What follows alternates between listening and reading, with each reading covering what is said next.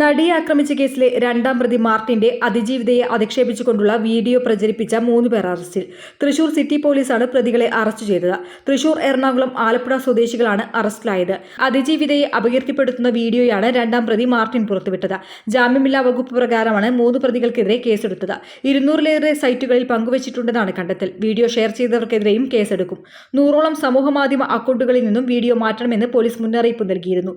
എന്നാൽ പോലീസ് മുന്നറിയിപ്പ് നൽകിയിട്ടും ഈ 3 പേരും മാറ്റിയിട്ടില്ലെന്ന് കണ്ടെത്തിയതിന്റെ അടിസ്ഥാനത്തിലാണ് അറസ്റ്റ്. പേരടക്കം വെളിപ്പെടുത്തി അതിജീവിതയെ അപമാനിക്കുക ലക്ഷ്യമിട്ടുള്ള ഗൂഢാലോചന ഇതിനു പിന്നിലുണ്ടോ എന്നും പോലീസ് അന്വേഷിക്കുന്നുണ്ട്.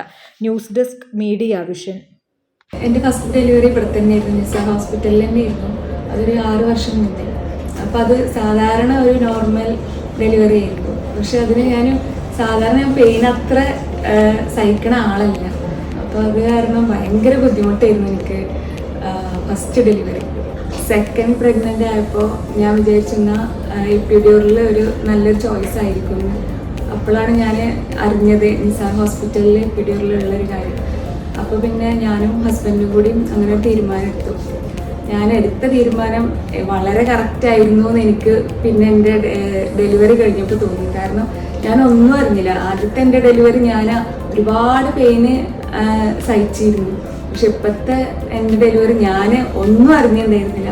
പിന്നെ ഇവിടുത്തെ സ്റ്റാഫുകളായാലും ഡോക്ടേഴ്സ് ആയാലും, എൻ്റെ ഡെലിവറി എടുത്തത് ശ്രുതി ഡോക്ടറായിരുന്നു. ശ്രുതി ഡോക്ടർ ഒരുപാട് നന്നായിട്ട് കോപ്പറേറ്റ് ചെയ്തിരുന്നു എന്നോട്. എന്നെ പോലെ തീരെ പെയിന് സഹിക്കാൻ പറ്റാത്ത ആൾക്കാരാണെന്നുണ്ടെങ്കിൽ എപ്പിഡ്യൂറലാണ് അവർക്ക് ഏറ്റവും നല്ല ചോയ്സ്.